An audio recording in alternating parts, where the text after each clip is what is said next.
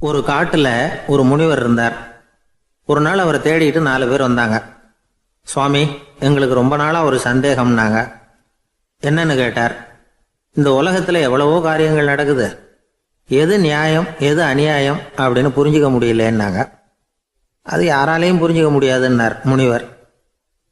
வந்தவங்களுக்கு ஆச்சரியமா போச்சு, ஒரு மாதிரியா பார்த்தாங்க. இதை முனிவர் கவனிச்சார். சரி, புறப்படுங்க என்னோடன்னார். எங்கன்னு கேட்டாங்க. இப்போ உங்க 4 பேரையும் ஒரு புஷ்பக விமானத்தில் அழைச்சிட்டு போறேன். இந்த உலகத்தில் சர்வசாதாரணமாக நடக்கக்கூடிய ஒரு காட்சியை உங்களுக்கு காட்ட போறேன். நீங்க பார்க்க போற அந்த காட்சி நியாயமா அநியாயமா அப்படிங்கிறத என்கிட்ட சொல்லணும். நீங்க சரியான பதில் சொன்னா புஷ்பக விமானத்தில் தொடர்ந்து பிரயாணம் பண்ணலாம். தவறான பதில் சொன்னா இந்த புஷ்பக விமானம் உங்களை கீழே தள்ளி விட்டுரும் அப்படின்னார். 4 பேருக்கும் பயம்தான். இருந்தாலும் முனிவர் கூப்பிடுறாரு அப்படின்னு சொல்லி புறப்பட்டாங்க. அவங்க எல்லாரும் புறப்பட்டு ஒரு காட்டு வழியாக போய்கிட்டு இருக்கிறாங்க புஷ்பக விமானத்தில். அங்கே நடக்கிற ஒரு காட்சியை காட்டுறார் முனிவர். அதோ அங்கே பாருங்கன்னார். அந்த விமானத்தில் இருந்தபடியே எல்லாரும் கீழே குனிஞ்சு பார்க்குறாங்க. அங்கே ஒரு தாய் புலி அப்போ தான் குட்டி போட்டிருக்கு. குட்டிகளை ஈன்ற உடனே பசிக்கு இறை தேடி அந்த பக்கமாக வருது. அதே நேரம் ஒரு தாய் மான், அதுவும் அப்போ தான் குட்டி போட்டிருக்கு. அதுவும் இதே மாதிரி குட்டிகளை ஈன்ற உடனே பசிக்கு இறை தேடி அந்த பக்கமாக வருது. இப்போ அந்த புலி அந்த மானை அடித்து போட்டுடுது. அதுவும் சாப்பிடுது, குட்டிகளுக்கும் கொடுக்குது. இப்போ அந்த புலி குட்டிகள் முகத்தில் மகிழ்ச்சி, தாயை இழந்த அந்த மான் குட்டிகள் முகத்தில் துக்கம். இப்போ அந்த முனிவர் 4 பேர்கிட்டையும் கேட்குறார், நீங்கள் இங்கே பார்த்தீங்களே, இதில் எது நியாயம் எது அநியாயம்? ஒவ்வொருத்தராக சொல்லுங்கள். உங்கள் பதில் சரியில்லைன்னா இந்த விமானம் உங்களை கீழே தள்ளி விட்டுரும். சொல்லுங்கள் பார்க்கலாம்னார். முதல்ல ஒருத்தன் சொன்னான், அந்த புலி செஞ்சது சரிதாங்க. அது பசிக்கு அதுதான் ஆகாரம். தன்னுடைய பசிக்கு தானே இறை தேடிக்கிட்டுது. அதில் என்ன தப்பு? அவ்வளவுதான். அதனால் புலி செஞ்சது நியாயம்தான் அப்படின்னா. அவ்வளவுதான், அந்த விமானம் அவனை அப்படியே கீழே தள்ளி விட்டுட்டுது. அதனால் அவன் கொடுத்த பதில் சரியில்லை அப்படிங்கிறது புரிஞ்சு போச்சு.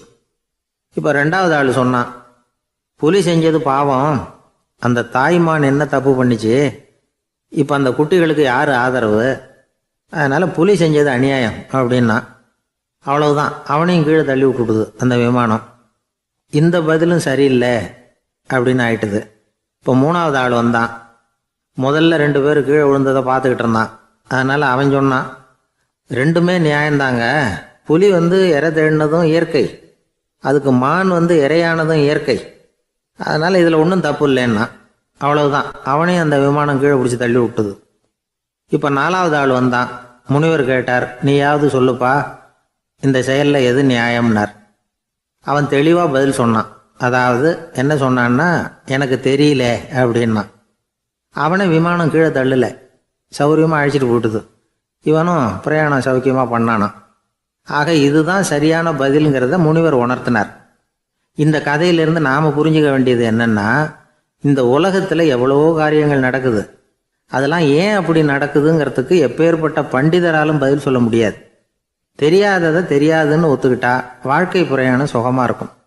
அதனால் தேவையில்லாத விஷயங்களை புரிஞ்சுக்கிறதுக்கு நேரத்தை செலவு பண்ணிகிட்டு இருக்கக்கூடாது. வாழ்க்கையை குழப்பிக்க கூடாது. வாழ்க்கைக்கு தேவையானது என்னவோ அதை மட்டும் புரிஞ்சுக்கிட்டா போதும். இந்த காலத்து ஆள் ஒருத்தன் ஒரு பெரியவரை தேடி வந்தான். ஐயா, ஒரு சந்தேகம்னா. என்ன உன்னுடைய சந்தேகம்னார். பகுத்தறிவுன்னா என்ன, விதின்னா என்ன அப்படின்னு கேட்டான். இதுக்கு அவர், இப்போ உன்னுடைய வலது காலை தூக்குன்னார். தூக்கினான். சரி, இப்போ உன்னுடைய வலது காலை கீழே இறக்காம உன்னுடைய இடது காலையும் தூக்குன்னார். தூக்கினான். பொத்துன்னு கீழே விழுந்துட்டான். பெரியவர் சொன்னார், உன்னால் ஒரு காலை தூக்க முடிஞ்சுது, அதுதான் பகுத்தறிவு. 2 கால்களையும் ஒரே சமயத்தில் தூக்குனா அடிபடும், அப்படிங்கிறது தான் விதி அப்படின்னு விளக்கம் கொடுத்தார். இவன் தன்னுடைய விதியை நொந்துக்கிட்டே இடுப்பை பிடிச்சிக்கிட்டு அங்கேருந்து நடந்து போயிட்டான். ஒரு ஊரில் ஒரு ராஜா இருந்தார். அவர் ஒரு பூனை வளர்த்தார். ரொம்ப செல்லமாக அவர் அந்த பூனையை வளர்த்தார். அவர் என்ன பண்ணுவார் தெரியுமா? இரவு நேரத்தில் அந்த பூனையோட தலையில் ஒரு விளக்கை வச்சுருவார். அந்த பூனை ரொம்ப ஜாக்கிரதையாக அந்த விளக்கு கீழே விழுந்துடாமல் பார்த்துக்கும். தலையை ஆட்டாமல் ரொம்ப நிதானமாக ராஜா பின்னாடி நடந்து போய்கிட்டே இருக்கும். அந்த விளக்கு வெளிச்சத்தில் எல்லா வேலைகளையும் செஞ்சுருவார். கையில் ஒரு விளக்கை தனியாக எடுத்துகிட்டு போக வேண்டிய அவசியமே இல்லை. விளக்க தூக்கிட்டு போகிற வேலையை அந்த பூனை பார்த்துக்கும். அதனால் ராஜாவுக்கு அந்த பூனை மேலே ரொம்ப பிரியம். மந்திரிகளையெல்லாம் கூப்பிட்டு அவங்கக்கிட்ட சொல்லுவார், பார்த்தீங்களா இந்த பூனை எவ்வளவு விசுவாசமாக நடக்குது, என் பேரில் எவ்வளவு மரியாதை பார்த்தீங்களா அதுக்கு அப்படிம்பார். இதை கேட்டுவிட்டு அங்கேருந்து அமைச்சர்களில் ஒருத்தர் சொன்னார், மன்னா நீங்கள் சொல்கிறது சரிதான், இருந்தாலும் இந்த பூனையோட விசுவாசத்தை நாம் கொஞ்சம் சோதித்து பார்க்க வேண்டியிருக்கு அப்படின்னாராம். சரி, உங்கள் ஆசையை ஏன் கெடுக்கணும், நல்லா சோதிச்சு பாருங்கள் அப்படின்னு சொல்லிவிட்டார் ராஜா. உடனே அந்த அமைச்சர் என்ன பண்ணார் தெரியுமா, எங்கேயோ புறப்பட்டு போனார். ஒரு 5-6 எலிகளை பிடிச்சிட்டு வந்தார். அரண்மனையில் ராஜா ஏதோ வேலை பார்த்துக்கிட்டு இருக்கிறாரு. பக்கத்தில் அந்த பூனை ரொம்ப பணிவாக நின்றுக்கிட்டு இருக்குது. அது தலையில் விளக்கு எரிஞ்சிக்கிட்டு இருக்கு. அமைச்சர் தான் பிடிச்சிட்டு வந்த எலிகளை அந்த பூனை பார்வையில் படுறது மாதிரி எதிரில் விட்டார். அந்த எலிகள்லாம் அங்கேயும் இங்கேயும் ஓட ஆரம்பிச்சிது. அதை பார்த்தது பூனை, அவ்வளவுதான். தலையில் இருக்கிற விளக்கை பற்றியும் கவலைப்படலை, ராஜாவை பற்றியும் கவலைப்படலை. ஒரே பாய்ச்சலாக பாஞ்சு எலிகளை துரத்த ஆரம்பிச்சுட்டுது. தலையில் இருந்த விளக்கு எங்கேயோ போய் விழுந்தது, அணைஞ்சு போச்சு. இருட்டில் ராஜா தடுமாற ஆரம்பிச்சுட்டார். இந்த சமயத்தில் அந்த அமைச்சர் மறுபடியும் விளக்கை ஏற்றினார். வெளிச்சம் வந்தது. அதுக்கப்புறம் அந்த அமைச்சர் பேசினார், அரசே, பூனையோட விசுவாசத்தை பார்த்தீங்களா, எலி அது கண்ணில் படுற வரைக்கும் தான் விசுவாசமாக இருந்தது. அது மாதிரி எலியை பார்த்ததும் எல்லாத்தையும் விட்டுட்டு அதை துரத்த ஆரம்பிச்சுட்டு பார்த்தீங்களா. தான் அந்த பூனையை பற்றி நினச்சது தப்புங்கிறது அதுக்கப்புறம் தான் அந்த ராஜாவுக்கு புரிஞ்சுதான். சரி, இப்போ எதுக்கு இந்த கதையெல்லாம் அப்படிங்கிறீங்களா, இந்த பூனை மாதிரி தான் நம்ம மனசும். மனசை எவ்வளவு தான் பயிற்சி கொடுத்து பக்குவமாக வச்சுருந்தாலும் பார்க்குறதுக்கு பரமசாது மாதிரி தான் இருக்கும். பார்க்க வேண்டியதை பார்த்துட்டுதுன்னா பாஞ்சிரும். இந்த பூனை மாதிரி புலன் இன்ப பொருள்கள் கிட்டாத வரைக்கும் மனம் அடங்கி இருக்கிறது மாதிரி தான் தெரியும். கொஞ்சம் வாய்ப்பு கிடைச்சாலும் அது குதிக்க ஆரம்பிச்சிடும், தப்பு பண்ண ஆரம்பிச்சிடும். பெரிய பெரிய முனிவர்கள் வாழ்க்கையில் நடந்த வீழ்ச்சி இதை தான் நிரூபிக்குது. புலன்களின் ஆற்றல் அதிகம், அதனால் மனக்கட்டுப்பாடு பயிற்சிகளில் ரொம்ப எச்சரிக்கையாக இருக்கணுங்கிறார் சுவாமி சிவானந்தர். மது பழக்கத்தையே விட்டுவிட்டேன்னு உறுதியாக இருப்பான். கடை கண்ணில் பட்டுவிட்டதுன்னா கால் அவனை கேட்காமலே இழுத்துக்கிட்டு உள்ளே போயிடும். இதுதான் மனசுங்கிறது. அதுதான் அந்த ராஜா வளர்த்த பூனை. நம்மால் ஒருத்தன் அந்த ராஜா பூனை தலையில் விளக்க வச்சது மாதிரி இவன் தன்னுடைய தலையிலேயே ஒரு விளக்கை ஏற்றி வச்சுக்கிட்டு என்னத்தையோ தேட ஆரம்பித்தான். தேடிக்கிட்டு இருக்கிறான். தலையை ஆட்டாமல் நிதானமாக நடந்து ரொம்ப நேரமாக தேடிட்டு இருக்கிறான். அந்த சமயம் அங்கே வந்த ஒருத்தர், என்னத்தை தேடுறீங்கன்னு கேட்டார். அதுதான் மறந்து போச்சு அப்படின்னு இழுத்தான். சரி, கொஞ்சம் இப்படி உட்காருங்க, ஞாபகம் வந்ததுன்னு தேட ஆரம்பிக்கலாம் அப்படின்னார் அவர். இவன் கொஞ்ச நேரம் உட்காந்து யோசித்தான். அப்புறம் திடீர்னு எழுந்திரிச்சான். ஞாபகம் வந்துட்டுதுன்னா. என்னன்னு கேட்டார். எங்கள் வீட்டில் இருந்த விளக்கை எங்கே வச்சேன்னு தெரியல, அதை தான் தேடிக்கிட்டு இருக்கிறேன், ஏற்றி வைக்கலாம்னு பார்க்குறேன் அப்படின்னா. இந்த உலகமே ஒரு நாடக மேடை, நாம் எல்லாரும் நடிகர்கள். இது ஞானிகள் சொல்கிறது. இது ஒரு பக்கம் இருக்கட்டும். இந்த உலகத்துக்குள்ளே எத்தனையோ நாடக மேடைகள், எத்தனையோ நடிகர்கள், எத்தனையோ நாடகங்கள், இதெல்லாம் எப்படி ஆரம்பமாச்சு, அதுதான் இன்றைக்கி தகவல். அதாவது ஆதி மனிதன் பேச ஆரம்பிக்கிறதுக்கு முன்னாடி சைகையாலேயே எல்லாத்தையும் சொல்லிக்கிட்டு இருந்தான். அதனால் அப்போவே நடிப்பு ஆரம்பமாயிட்டுது. முதல்ல ஒரு வேட்டையைத்தான் அவன் நடித்து காட்டியிருப்பான். இவன் எப்படி போனான், எதிரில் மிருகம் எப்படி வந்தது, அதோடு எப்படி சண்டை போட்டான், எப்படி அடித்து கொண்டுகிட்டு வந்தான், இதை அப்படியே மற்றவங்களுக்கு நடித்து காட்டியிருப்பான். ஏன்னா மொழி கிடையாது. இந்த காலத்துலலாம் நாடகங்களில் நடிக்கிறவங்கள நடிகர்கள்ங்கிறோம். ஒரு காலத்தில் இவங்களுக்கு என்ன பேர் தெரியுமா, திஸ்பியர்கள் அப்படின்னு பேரான். இதுக்கு காரணம் உண்டு. அதாவது 2000 வருஷத்துக்கு முன்னாடி கிரீஸ் நாட்டில் திசிபியஸ் அப்படின்னு ஒரு ஆள் இருந்தான். அவன் ஒரு பெரிய நாடக கலைஞன். அவன் சில இளைஞர்களை சேர்த்துக்கிட்டான், பயிற்சி கொடுத்தான், நாடக குழுவை உருவாக்கினான். நடிகர்களையும் நாடகத்துக்கு தேவையான பொருள்களையும் ஏற்றிக்கிட்டு போகிறதுக்கு ஒரு வண்டியையும் தயார் பண்ணான். அந்த வண்டியிலேயே அவன் கிரேக்க நாடு பூராவும் சுற்றினான். ஊர் ஊராக நாடகம் போட்டான். ஒரு ஊருக்கு போனதும் அங்கே நாடகம் நடத்த தியேட்டர் இருக்கா அப்படிங்கலாம் பார்க்கறது இல்லை அவன். ஏன்னா அப்போலாம் தியேட்டர்னா என்னென்னு தெரியாது. நாடகம்னா அது ஒரு மூடிய கொட்டைக்குள்ளே தான் நடத்தணுங்கிறது அப்போ யாருக்குமே தோணலை. இந்த வண்டி போகும், அதுவே ஒரு பகுதி அப்படியே ஒரு மேடை மாதிரி விரிச்சிக்கும். அதில் ஏறி நின்றுக்கிட்டு நாடகத்தை நடித்து காட்டுவாங்களாம். மக்கள்லாம் எதிரில் தரையில் உட்காந்து அதை பார்த்துக்கிட்டு இருக்கிறது. உலகத்தின் முதல் நடமாடும் தியேட்டர் இது தானே. இந்த திசிபியஸ் தான் முதலாக உலகத்தில் நாடகம்ங்கிற பொழுதுபோக்கை நடத்தி காட்டினவன் அப்படின்னு சொல்கிறாங்க. அவன் சொந்தமாக நாடகம் எழுதுனா, நடித்தான், நாடகத்தை இயக்கினான். அதனால தான் அவனை first man of the theatre அப்படின்னு சொல்லுவாங்க. அவன் தான் நாடக மேடையின் முன்னோடி. கிரேக்கர் காலத்திலேயே நாடக ஆசிரியர்கள், நடிகர்கள், ரசிகர்கள் இவங்கெல்லாம் உருவாயிட்டாங்களாம். நாடகத்தின் சரித்திரத்தில் இந்த 3 பிரிவும் ரொம்ப முக்கியம். அதாவது கிரேக்க தியேட்டர்கள்லாம் திறந்த வெளி மேடைகள் தான். பெரும்பாலும் மலைச்சரிவுகள், அதுவே படிப்படியாக பண்ணியிருப்பாங்க. கீழே அரைவட்ட வடிவில் மேடை, அதுக்கு ஆர்கெஸ்ட்ரான்னு பேர். பிற்காலத்தில் இதில் உட்காந்து இசைக்குழுவினர் வாய்ச்சதுனால இசைக்குழுவுக்கே ஆர்கெஸ்ட்ராங்கிற பேர் வந்துட்டுது. இப்போ கிரேக்க தியேட்டர்களில் ஒன்று, அதோட காலம் கிமு 340. அதை இன்னமும் பாதுகாத்து வச்சிருக்கிறாங்களாம். எபிடாரஸ் அப்படிங்கிற இடத்துல அது இருக்குதான். இன்னமும் அந்த தியேட்டரை பயன்படுத்திட்டு வர்றாங்களாம். சிறந்த கிரேக்க நாடகங்கள்லாம் அங்கே நடிக்கிறாங்களாம். ஆரம்ப காலத்திலேயே கட்டணம் கிடையாது. அப்புறம் பின்னாடி தான் நுழைவு கட்டணம்லாம் அப்படியே வந்துட்டு தான். நடிகர்கள் பளபளப்பான ஆடைகள் உடுத்தியிருப்பாங்களாம். இந்த குதிகால் உயர்ந்த காலணிகள் போட்டிருப்பாங்களாம். இதெல்லாம் பழைய குறிப்புகள். பலவிதமான உருவங்களில் மாஸ்க் அப்படின்னு சொல்லப்படுற முகமூடி. அதனால ஒரே நடிகர் பல வேடங்களில் நடிக்கிறது உண்டான். ஆரம்பத்தில் பெண் நடிகர்கள் கிடையாது, எல்லாம் ஆண் நடிகர்கள் தான். ரோமானியர்கள் தான் முதல் நிரந்தர நாடக மேடையை கட்டினவங்க. அதுதான் முதல் தியேட்டர். கிமு 1048 காலகட்டத்தில் பாம்பிங்கிற நகரத்தில் அதை கட்டியிருக்கிறாங்களாம்.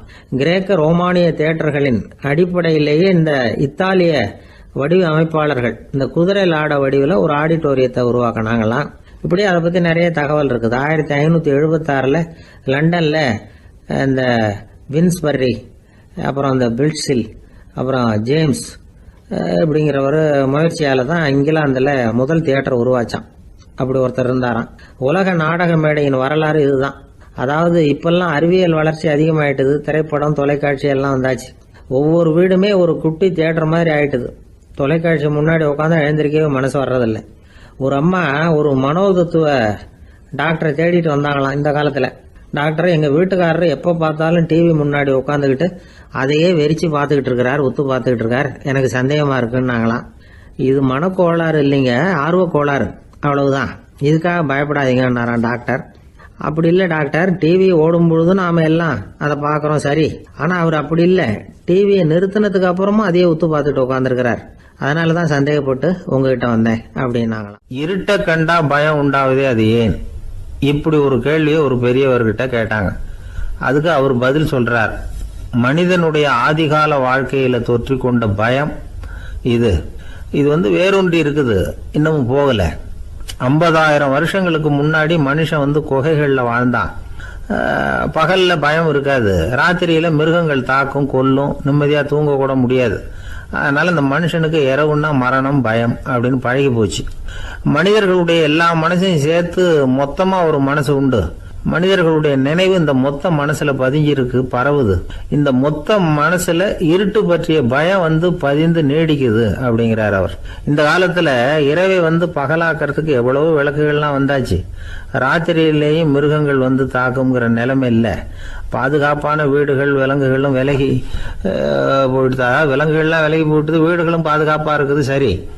இருந்தாலும் அந்த பழங்கால பயம் இருட்டு பயம் இன்னமும் மனுஷனை விட்டு போகல. இன்னொரு விஷயம் என்னன்னா, இருட்டுல இருந்து வெளிச்சத்துக்கு வராத மனிதர்கள் இன்னைக்கு அதிகம். ஒரு ஆளு ஆத்துக்கு மீன் பிடிக்கிறதுக்காக போனான், இன்னும் விடியல, அதுக்குள்ள வலையை எடுத்துட்டு கிளம்பி போயிட்டான். வெளிச்சம் வர்றதுக்கு முன்னாடியே போய் சேர்ந்துட்டான். விடிகிற வரைக்கும் என்ன பண்றது, சும்மா கரையிலேயே உட்காந்து காலாட்டிட்டு இருக்கிறான். காலில் ஏதோ ஒரு சின்ன மூட்டை தட்டுப்பட்டுது. இருட்டில் அது என்னன்னு சரியா தெரியல. மூட்டைக்குள்ள சின்ன சின்ன கல்லா நிறைஞ்சி இருக்குது. சும்மா பொழுது போகணுமேங்கிறதுக்காக இவன் அந்த மூட்டைக்குள்ள இருந்து ஒவ்வொரு கல்லா எடுத்து ஆத்துல வீசிக்கிட்டு இருக்கிறான். விடிகிற வரைக்கும் வேற வேலை இல்லைங்கிறதுனால எப்படி செஞ்சுக்கிட்டே உட்காந்துருக்கிறான். கிழக்க மெதுவா வெளிச்சம் தெரிய ஆரம்பிச்சது, பொழுது விடியறதுக்கான அறிகுறி. இதுக்குள்ள அந்த மூட்டையில இருந்த எல்லா கல்லையும் எடுத்து வீசி எறிஞ்சுட்டான். கடைசியா ஒரே ஒரு கல் மட்டும்தான் கையில பாக்கி இருந்தது. வெளிச்சம் வந்ததும் அந்த கல்லை பார்த்தான், அப்படியே திகைச்சு போயிட்டான். அடடா, இது வரைக்கும் தெரியாம தப்பு பண்ணிட்டோமே அப்படின்னு நினைச்சான். ஏன் தெரியுமா, அவன் கையில இருந்தது வெறும் கல் இல்ல, விலை வசந்த ரத்தன கல். அது இருட்டுல என்னன்னு புரியாததுனால மூட்டையில இருந்த எல்லா ரத்தன கல்லையும் ஆத்துல வீசி எறிஞ்சிருக்கிறான். இப்போ அவனுக்கு அழுகையே வந்துடும் போல இருந்தது. வாழ்க்கையை வசதி ஆக்கிக்கிறதுக்கான வாய்ப்பு அவனுக்கு இருந்தது, இருந்தாலும் இருட்டுல அதை இழந்துட்டான். அந்த வகையில அவனுக்கு கொஞ்சம் அதிர்ஷ்டம் இருந்திருக்குது. அதாவது ஏதோ ஒரு வகையில இருந்திருக்குது. அதனால தான் அந்த கடைசி கல்லை எரியறதுக்குள்ள வெளிச்சம் வந்துட்டுது. பல பேருக்கு அந்த அளவு கூட அதிர்ஷ்டம் வர்றதில்லை. எல்லாத்தையும் வீசினதுக்கு அப்புறம் தான் வெளிச்சம் வரும். என்னென்னு விவரம் தெரியாமலே எழுந்திரிச்சு வந்துடுவாங்க. வாழ்க்கைங்கிறது ஒரு பெரிய புதையல். அதை புரிஞ்சிக்காம மனுஷன் அதை வீசி எரிஞ்சுக்கிட்டு இருக்கான் அப்படிங்கிறது தான் பெரியவங்க கருத்து. சில பேருக்கு புரிஞ்சுக்கிற நேரம் வரும், அதுக்குள்ள வாழ்நாள்லாம் ஓடி போயிருக்கும். அதுக்கப்புறம் என்ன பண்றது? நம்மால் ஒருத்தன் கையில் ஒரு சின்ன பையோட வந்துகிட்டு இருந்தான். பை உள்ள ஏகப்பட்ட நகைகள், ரத்தன கல் எல்லாம் இருக்கு. வந்துகிட்டு இருந்தவன் திடீர்னு அந்த பையை அப்படியே ஒரு குளத்துல வீசி எறிஞ்சுட்டான். மகான்கள் தான் இப்படி பற்று இல்லாம இருப்பாங்க. என்னங்க இது, விலை மதிப்புள்ள அந்த பையை இப்படி குளத்துல வீசி எறிஞ்சுட்டீங்களே, இதுக்கு என்ன அர்த்தம் அப்படின்னு கேட்டார் அவன் கூட வந்தவர். அவன் மெதுவா இவர் காதோட காதா சொல்றான், ஒரு போலீஸ்காரர் பின்னாடி வந்துகிட்டு இருக்கிறார், அவர் போனதுக்கு அப்புறம் இதை எடுத்துக்குவேன் அப்படிங்கிறான். திபேத் நாட்டுல புத்த மடாலயங்கள் நிறைய உண்டு. அதுக்கு ஒரு தலைமையகமும் உண்டு. அது இந்த திபேத் தலைநகரம் லாசாவில் இருக்குது. ரொம்ப காலத்துக்கு அப்பால அதை பற்றிலாம் நிறைய விவரங்கள் எழுதி வச்சிருக்கிறாங்க. அது இப்போவும் நமக்கு கிடைக்குது. அதாவது ரொம்ப தூரத்துக்கு அந்தாண்ட மலைகளுக்கு நடுவில் ஒரு கிளை மடாலயம். அந்த மடத்தின் தலைவருக்கு வயசாயிட்டு தான். அதனால் தலைமை பொறுப்பை வேற ஒருத்தர்கிட்ட ஒப்படைக்கலாம் அப்படின்னு முடிவு பண்ணாராம். உடனே ஒரு லாமாவை கூப்பிட்டார். அவர் மூலமாக தலைமை மடாலயத்துக்கு செய்தி அனுப்புனார், பொருத்தமான வாரிசு ஒருத்தரை அனுப்பி வைக்கும்படியாக. அந்த வாலிப லாமா புறப்பட்டார். காடு மேடெல்லாம் நடந்து போறார். ரொம்ப நாள் கழிச்சு தலைமை பீடத்தை அடைஞ்சார். தலைமை குரு கிட்ட விவரத்தை சொன்னார். தகுதியான ஒருத்தரை அனுப்பி வச்சா அழைச்சிட்டு போறேன் அப்படின்னார். சரி, நாளைக்கு காலையில் நீங்கள் அவங்க எல்லாரையும் அழைச்சிட்டு போகலாம்னார் அவர். அவங்க எல்லாரையுமா? அங்கே தேவைப்படுறது ஒருத்தர் தானே அப்படின்னார் இவர். ஆமான்னார். அப்புறம் ஏன் எல்லாரையும் அழைச்சிட்டு போக சொல்கிறீங்கன்னார். அது இப்போ உனக்கு புரியாது. நான் ஒரு 100 பிக்குகளை அனுப்புகிறேன், அதாவது பிட்சுகளை. அவ்வளவு பேரையும் அங்கே வச்சு சமாளிக்க முடியாது அப்படின்னாரு இவர். இருந்தாலும் இப்போ அந்த தலைமை குரு என்ன சொன்னார்னா, அதை பற்றி கவலைப்படாத, நான் 100 பேரை அனுப்புகிறேன். அதில் 99 பேர் வழியிலேயே காணாமல் போடுவாங்க, ஒருத்தன் மட்டும்தான் வருவான். அவனும் அங்கே சேர்ந்துட்டானா நீ ரொம்ப கொடுத்து வச்சவன் அப்படின்னார்.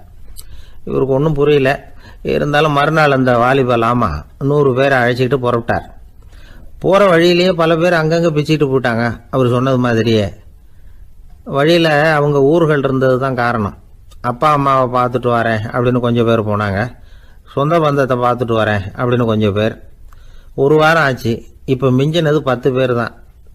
வழியில் ஒரு நகரம். அங்கே சில பிட்சுக்கள் சந்திச்சாங்க. எங்கள் மடத்து தலைவர் இறந்துட்டார், உங்களில் யாராவது ஒருத்தர் எங்களுக்கு தலைவராக முடியுமா அப்படின்னு கேட்டாங்க. 10 பேரும் தயார்.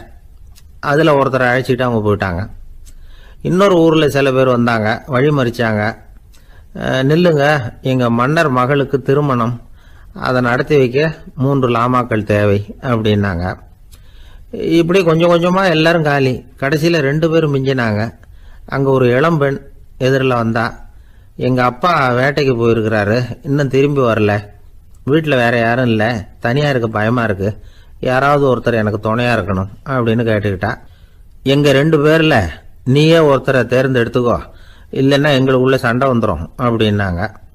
இப்போ மிஞ்சினவர் ஒருத்தர். அவருக்கும் ஒரு சோதனை வந்தது. ஒரு தர்க்கவாதி எதிரில் வந்தான். உன்னோட வாதம் பண்ணணும்னா. இவனோட வாதம் பண்ணுறேன், அது முடிய ரொம்ப காலம் ஆகலாம். தர்க்கத்தில் நான் ஜெயிச்சா அங்கே வரேன், இல்லைன்னா இவருடைய சீடனை ஆயிடுவேன் அப்படின்னார் அவர். கடைசியாக அழைக்க வந்த வாலிபலாமா மட்டும் வெறுங்கையோடு திரும்பி போனார். அங்கே இருந்த வயசான மடாதிபதி கேட்டார், எத்தனை பேர் அங்கேருந்து புறப்பட்டீங்கன்னார். என்னையும் சேர்த்து 101ன்னார் அவர். நல்லது, நீயாவது திரும்பி வந்திய, அதுதான் எனக்கு போதும். ஏன்னா நீ தான் எனக்கு உண்மையான வாரிசு. அந்த 100 பேரில் யாரும் வரமாட்டாங்க அப்படின்னார் அவர். ஏன்னா அவருக்கு தெரியும் இவர் ஒருத்தர் தான் திரும்பி வருவாருங்கிறது. திபேத்தில் ஒரு பழங்கால பழமொழி உண்டாம், 100 பேர் செல்லலாம், எப்பொழுதாவது ஒருவன் அபூர்வமாக அடைய வேண்டிய இடத்தை அடைவான். இதுதான் அந்த பழமொழி. ஒரு உன்னதமான இலக்கை அடையணும்னா அது அவ்வளவு சுலபமான காரியம் இல்லை. இந்த காலத்து மடாலயம் ஒன்று, அதில் ஒரு தலைவர், அவருக்கு வயசாயிட்டுது, தனக்கு ஒரு வாரிசை நியமிக்கணும் அப்படின்னு ஆசைப்பட்டார். ரொம்ப கஷ்டப்பட்டு ஒருத்தரை பிடிச்சார். தனக்கு வாரிசாக நியமிச்சுட்டு அவர் சமாதி ஆயிட்டார். புதுசாக பொறுப்பேற்றுக்கிட்டவர் அப்படியே உட்காந்துருந்தார். அவரை தேடிட்டு பத்திரிகை நிருபர்கள்லாம் வந்தாங்க, கேட்டாங்க. அவர் உங்கள் பொறுப்பில் அவர் பெரியவர் விட்டுட்டு போன இது எவ்வளவு சுமாராக தேரும், எவ்வளவு விட்டுட்டு போனார் அப்படின்னு கேட்டிருக்கிறாங்க. அது என்ன ஒரு 50 லட்சம் இருக்கும் அப்படின்னாராம். அவ்வளவும் பணமா அப்படின்னு கேட்டிருக்காங்க. இல்லைங்க, கடன் அப்படின்னாராம் இவர். இன்பம் துன்பம் இது ரெண்டும் சேர்ந்தது தான் வாழ்க்கை. இது எல்லாரும் சொல்லிகிட்டு இருக்கிற ஒரு உண்மை. அது சரி, இது ரெண்டும் வர்றதுக்கு என்ன காரணம்? துறவி ஒருத்தர் யோசித்து பார்த்துருக்கார். இன்ப துன்பம் தோன்றுவதற்கு முக்கியமாக 6 காரணங்கள் உண்டு அப்படிங்கிறார் அவர். அது என்னங்கிறத நாமளும் தெரிஞ்சு வச்சுக்குவோமே. இப்போ முதல் காரணம் சுயநலம். ஒரு தாயார் தன்னுடைய சுயநலம் கருதி தன்னுடைய மகன் இன்பமாக இருக்கணும்னு ஆசைப்படுறாங்க. மகனும் அப்படியே ஆசைப்படுறான். அதனால் தாயாரின் இன்ப துன்பங்களை பார்த்துட்டு மகனும் இன்ப துன்பம் அடையிறான். அந்த அம்மாவுக்கும் அதே நிலைமை தான். 2வது காரணம் உறவு. நான் துறவியான பிறகு கூட உறவுங்கிற காரணத்தினால தான் தாயாருடைய சுக துக்கங்களை கண்டு நானும் சுக துக்கம் அடைகிறேன். என் தாயாருடைய நிலைமையும் இதுதான் அப்படிங்கிறார் ஒரு துறவி. 3வது காரணம் என்னென்னா அறிமுகம். எனக்கு அறிமுகமான ஒருத்தரை ரயில் நிலையத்தில் சந்திக்கிறேன். அவர் தன்னுடைய பணப்பையை எங்கேயோ தொலைச்சி விட்டு வருத்தப்பட்டுக்கிட்டு இருக்கிறார். நானும் வருத்தப்படுறேன். அந்த சமயத்தில் யாரோ ஒருத்தர் இதுதானே அவங்க பணப்பை அப்படின்னு சொல்லி கொண்டாந்து நீட்டுறார். பணப்பையை தொலைச்சவர் சந்தோஷப்படுறார், நானும் சந்தோஷப்படுறேன். இது அந்த துறவி சொல்கிற அனுபவம். 4வது காரணம் என்னென்னா கருணை. எனக்கு முன்னே தெரியாத ஒருத்தனை யாரோ ஒருத்தன் அடித்து காயப்படுத்தி போடுறான். கருணை காரணமாக நான் அதுக்காக துக்கப்படுறேன். 5வது காரணம் எதையும் நம்புறது. ஒரு பசுமாட்டை ஒரு முரணை அடிச்சுக்கிட்டு இருக்கிறான் அப்படின்னு ஒருத்தர் நம்மகிட்ட சொல்கிறாருன்னு வைங்க, உடனே நான் துக்கப்படுறேன். இன்னொருத்தர் அந்த முரணனை போலீஸ்காரங்க பிடிச்சிட்டு போயிட்டாங்கன்னு சொல்கிறாரு. நான் உடனே சந்தோஷப்படுறேன். 3வதாக ஒருத்தர் முதல் 2 பேரும் சொன்னது பொய்யுங்கிறார். அப்போ நான் இன்ப துன்பம் ரெண்டுமே இல்லாமல் நிம்மதியாக இருக்கிறேன். இது ஒரு விதம். அடுத்தது 6வது காரணம் என்னென்னா தன்மயமாகுதல். ஒரு நாவல் படிச்சுக்கிட்டு இருக்கிறோம். அதில் வர்ற பாத்திரங்களோடு நாம் ஒன்றி போயிடுறோம். அதில் வர்ற பாத்திரங்கள் சிரிச்சுதுன்னா நாமளும் சிரிக்கிறோம், அது அழுதுன்னா நாமளும் அழறோம். அதெல்லாம் அந்த துறவி சொல்கிற அனுபவ உண்மைகள். இன்ப துன்பம் இது ரெண்டும் தோன்றுவதற்கு சுயநலம், உறவு, அறிமுகம், கருணை, எதையும் நம்புறது, தன்மயமாகிறது, இது எல்லாம் தான் முக்கிய காரணம் அப்படின்னு அவர் சொல்கிறார். ஆகக்கூடி ஒட்டு மொத்தமாக யோசனை பண்ணி பார்த்தா பிற பொருள்கள் மீது பற்றுதல் காரணமாக தான் நாம் இன்ப துன்பம் அடையிறோம் அப்படிங்கிறத புரிஞ்சிக்க முடியுது. மனுஷன் இன்ப துன்பம் அடையிறதுக்கு 7வது காரணம் கூட ஒன்று உண்டு அப்படின்னு சொல்லிகிட்டே வந்தார் ஒருத்தர். அது என்ன அப்படின்னு கேட்டோம். அதுதான் சார் இந்த நீங்கள் சொல்லிட்டு வர்ற இன்று ஒரு தகவல்னார். எப்படி சொல்கிறீங்கன்னு கேட்டோம். இன்று ஒரு தகவல் கேட்க ஆரம்பிக்கிறப்போ மனசில் இன்பம், ஆரம்பித்த உடனே இது ஏற்கனவே கேட்ட சமாச்சாரமாச்சே அப்படின்னு நினைக்கிறப்போ துன்பம் அப்படின்னு அதுக்கு ஒரு விளக்கம் கொடுத்தார் அவர். ஒரு தீப்பெட்டியை பார்த்து கேட்டுதான், நாம் 2 பேரும் தானே உரசிக்கிறோம், ஆனால் நான் மட்டும் தீப்பிடிச்சி எரிஞ்சு போகிறேன், நீ அப்படியே இருக்கிறியே அப்படின்னு தான். அதுக்கு தீப்பெட்டி சொல்லியிருக்குது, உனக்கு தலையில் கணம் இருக்குது அதனால் அழிஞ்சு போகிற அப்படின்னு தான். எப்படி இருக்கு பாருங்கள் இந்த பதில். தலையில் கணம் உள்ளவங்க யாருமே சரியாக இருக்க முடியாது. எவ்வளவு பெரியவங்களாக இருந்தாலும் சரி, ரொம்ப கஷ்டம்தான் அது. கர்வம்ங்கிறது கூடவே கூடாது. இதை விளக்கறதுக்கு மகான் ஒருத்தர் ஒரு சம்பவத்தை சொல்கிறார். அர்ஜுனன் தீர்த்த யாத்திரை பண்ணானா. அப்போ தென்னிந்தியாவுக்கு வந்திருக்கிறான். ராமேஸ்வரத்துக்கு போனப்போ அங்கே இலங்கைக்கு கல்லுலாம் அடுக்கி போடப்பட்டிருந்த பாலத்தை பார்த்தானா. ஒரு சின்ன குரங்கு அதுக்கு பக்கத்தில் விளையாடிக்கிட்டு இருந்திருக்கு. அதை பார்த்துட்டு அர்ஜுனன் சிரிச்சிருக்கான். ஏன் சிரிக்கிறேன்னு கேட்டிருக்கு அந்த குரங்கு. ராமன் மிகச்சிறந்த வில் வீரன். அப்படி இருக்கிறப்போ அவன் இலங்கைக்கு அம்புகளாலேயே ஒரு பாலம் கட்டியிருக்கலாம். அதை விட்டுட்டு போயும் உன்ன மாதிரி குரங்குகளை துணையாக வச்சுக்கிட்டு இப்படி ஒரு கருங்கல் பாலத்தை கட்டியிருக்கிறானே அப்படின்னு நானா. அம்புகளால் பாலம் கட்ட முடியுமா அப்படின்னு கேட்டுதான் குரங்கு. ஏன் முடியாது, என்னால் முடியுமேன்னு இருக்கான் அர்ஜுனன். அம்பால் பாலம் கட்டலாம், இருந்தாலும் என்ன மாதிரி குரங்குகள் ஏறி நடந்தா அது தாங்குமா? அதனால தான் ராமர் கருங்கல் பாலமே கட்டினார் அப்படின்றது குரங்கு சொல்லிச்சான். அப்படியே சொல்கிற, நான் வேணும்னா இப்போ அம்புகளாலேயே ஒரு பாலத்தை கட்டுறேன், நீ அது மேலே ஏறி நடந்து பார். பாலம் விழுந்துட்டுதுன்னா நான் தீ மூட்டி அதில் குதித்து உயிர் தியாகம் பண்ணி விட்றேன் அப்படின்னு நான் ரொம்ப கோபமாக. உடனே அந்த சின்ன குரங்கு பெரிய உருவம் எடுத்துட்டு தான். கையில் கதையோட அர்ஜுனன் முன்னாடி நிற்கிறான் அனுமன். பார்த்தா, என்னுடைய தலைவர் ராமரையா இழிவா பேசுற, நீ இப்போ பாலம் கட்டு, நான் என்னுடைய பலத்தை காட்டுறேன் அப்படின்னா அனுமன். அர்ஜுனன் வந்து தன்னுடைய காண்டிபத்தை எடுக்கிறான், சரமாரியா அம்புகளை விடுறான். அதெல்லாம் ஒன்னோட ஒன்று கோத்துக்கிட்டு அப்படியே பாலம் மாதிரி நிற்கிது. அர்ஜுனன் தலை நிமிர்ந்து நின்னான். அனுமன் வந்து உயர கிளம்பி அங்கேருந்து பாலத்தில் வந்து பொத்துன்னு இறங்கினான். பாலம் அப்படியே நொறுங்கி போச்சு தூள் தூளா. என்ன அர்ஜுனா, இப்போ என்ன செய்ய போற அப்படின்னா ஏளனமா. அர்ஜுனன் தலையை தொங்க போட்டுக்கிட்டான். சொன்னபடி தீ மூட்டி அதில் குதிக்கிறதுக்காக 3 தடவை சுற்றி வந்தான். அப்போது கிருஷ்ணர் அங்கே வந்தார். என்ன அர்ஜுனா, என்ன நடக்குது, என்ன இது அப்படின்னு ஒன்றும் தெரியாத மாதிரி கேட்டார். அர்ஜுனன் வாயை திறக்கிறதுக்கு முன்னாடி அனுமன் வாயை திறந்தான், நடந்ததை சொன்னான்.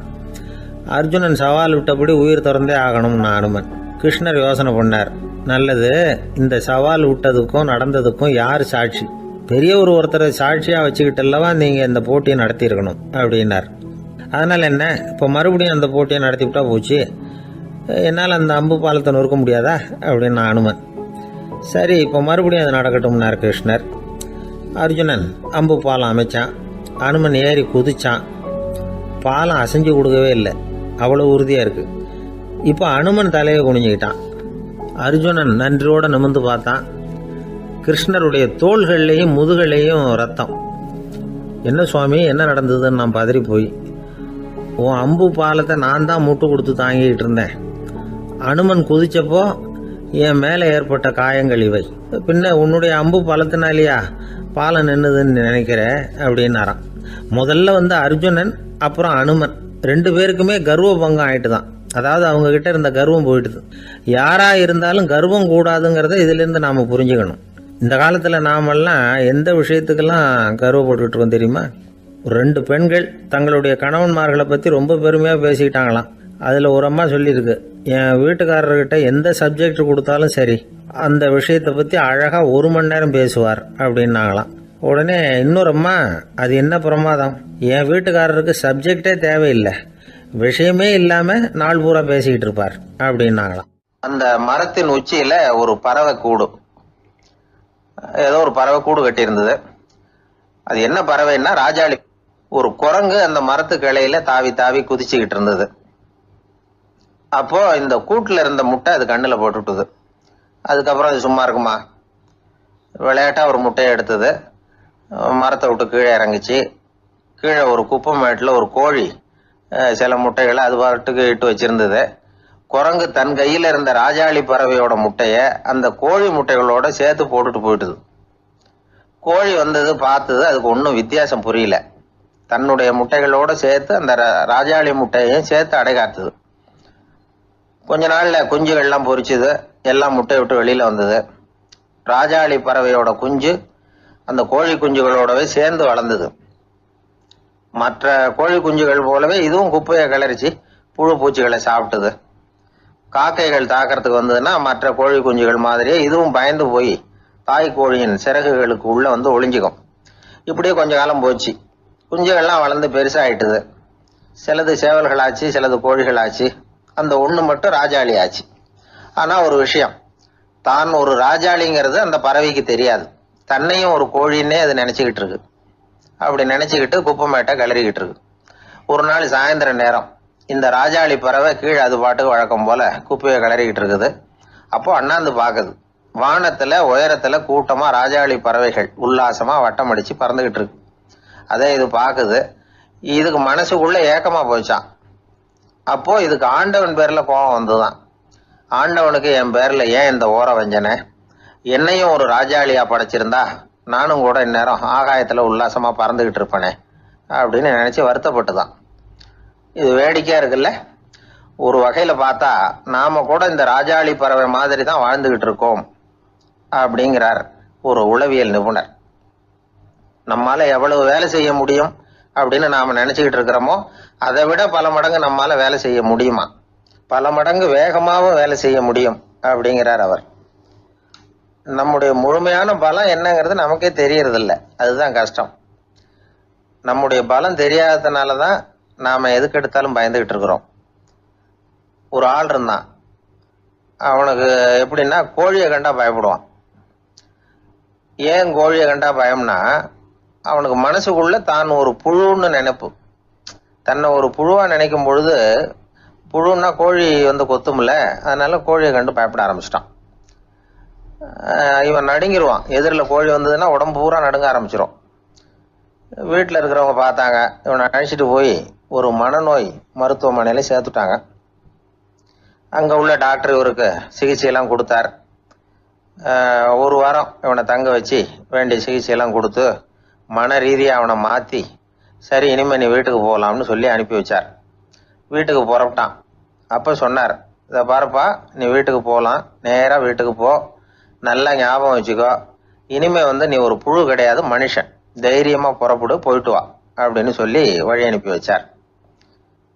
சரிங்க டாக்டர்னு சொல்லிவிட்டு இவன் புறப்பட்டு போனான்.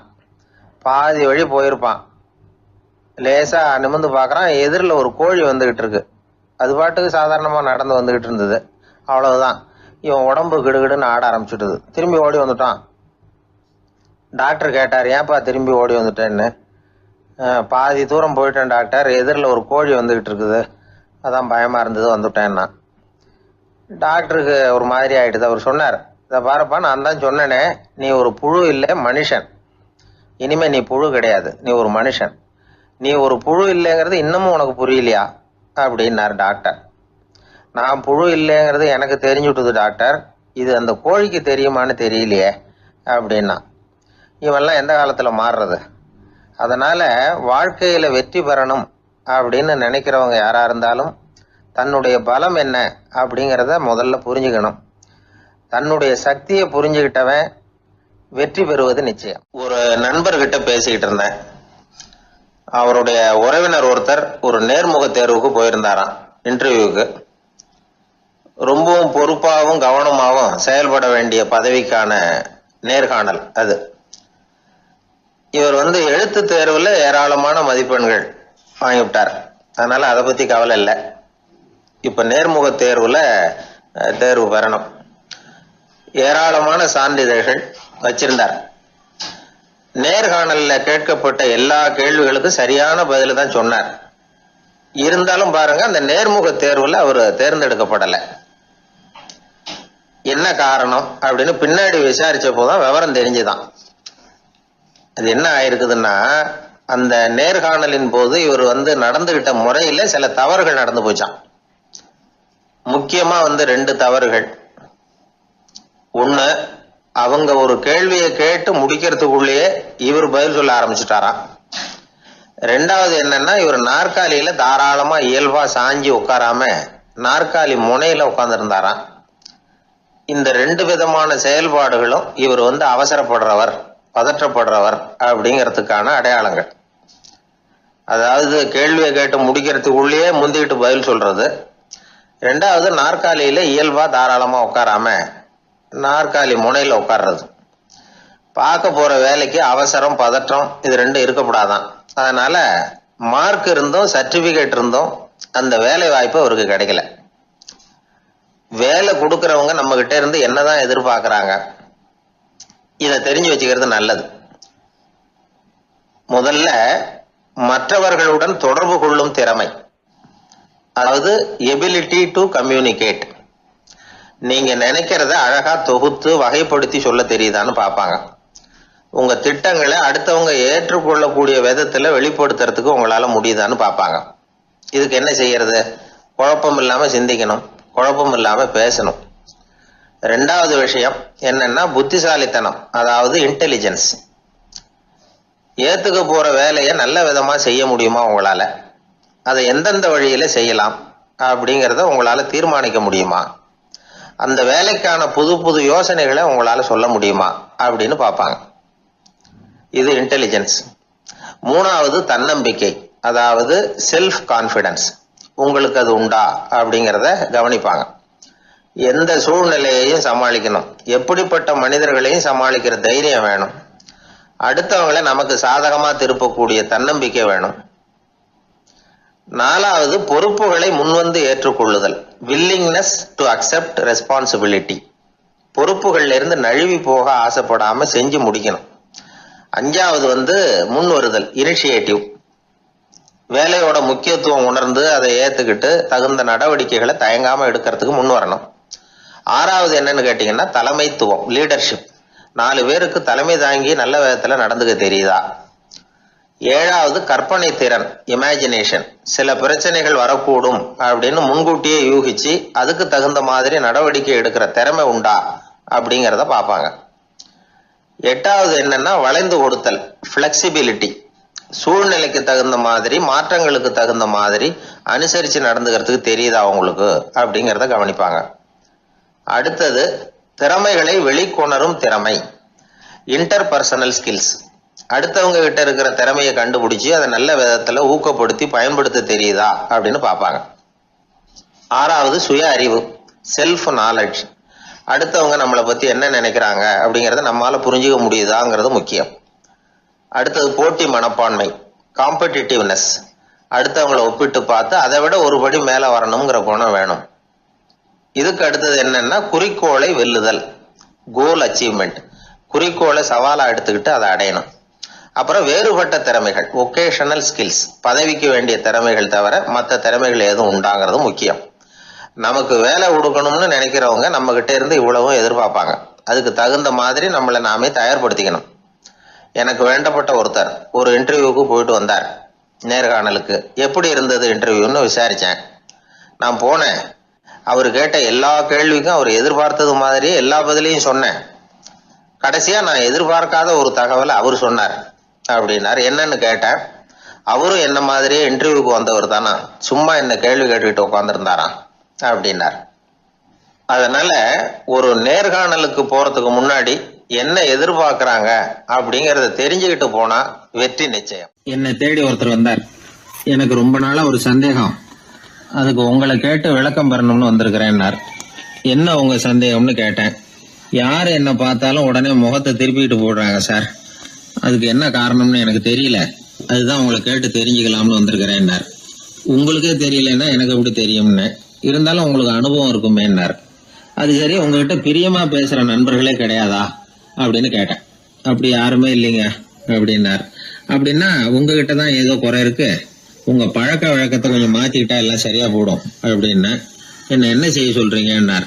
உங்களுக்கு நிறைய நண்பர்கள் தேவைன்னு, கிடைக்க மாட்டேங்கிறாங்களேன்னார். அதுக்கு சில வழிகள் இருக்குன்னு. அப்படியானார். அதிகமா நமக்கு நண்பர்கள் கிடைக்கணும்னா அதுக்குன்னு சில உத்திகள் இருக்கிறதாக அமெரிக்க எழுத்தாளர் ஒருத்தர் சொல்லியிருக்கிறார்.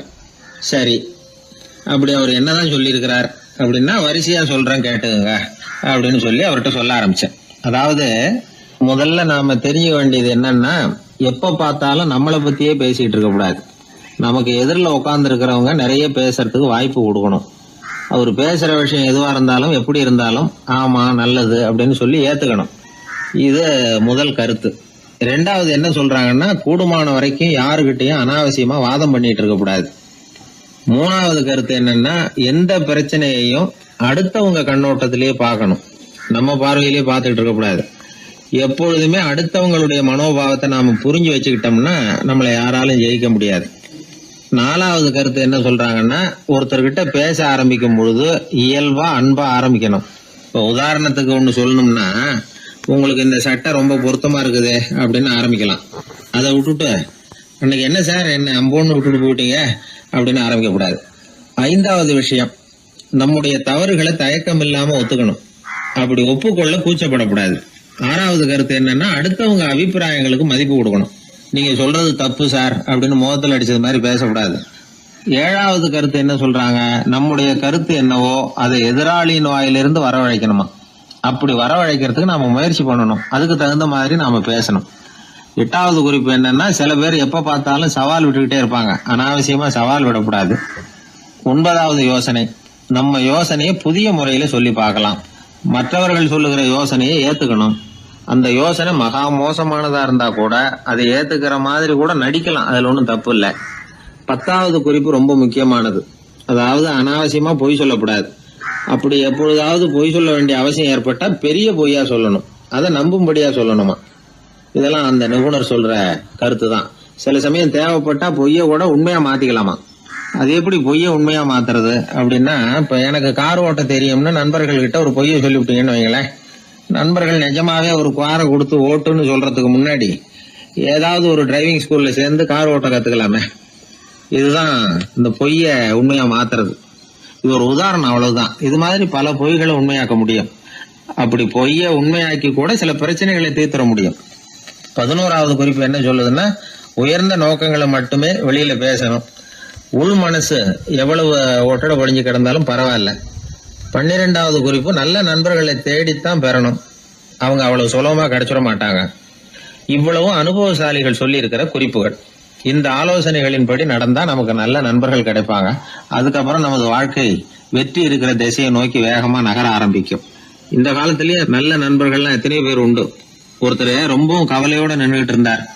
கண்கள் கலங்கி போயிருந்தது. கிட்டத்தட்ட அழுதுகிட்டு இருந்தார். ஏன் சார் இப்படி அழறீங்க, என்ன ஆச்சு உங்களுக்குன்னு கேட்டேன். ஒரு மெதுவா கண்ணை தொடச்சிக்கிட்டு, என்னுடைய நண்பன் ஒருத்தன் ஒரு நாள் கோவத்துல என்னை பார்த்து உன்னோட 1 வருஷத்துக்கு பேச மாட்டேன் போன்னு சொல்லிவிட்டான், சபதம் போட்டுட்டான் அப்படின்னாரு. அதுக்காக இப்படி கவலைப்படுறீங்கன்னு கேட்டேன். அவர் சொன்னார், நான் அதுக்காக கவலைப்படல சார், அந்த 1 வருஷ கேடு என்னோட முடியுது, நான் அதை நினைச்சு எழுதுகிட்டு இருக்கிறேன் அப்படின்னா. இப்படிப்பட்ட நண்பர்களும் உண்டு.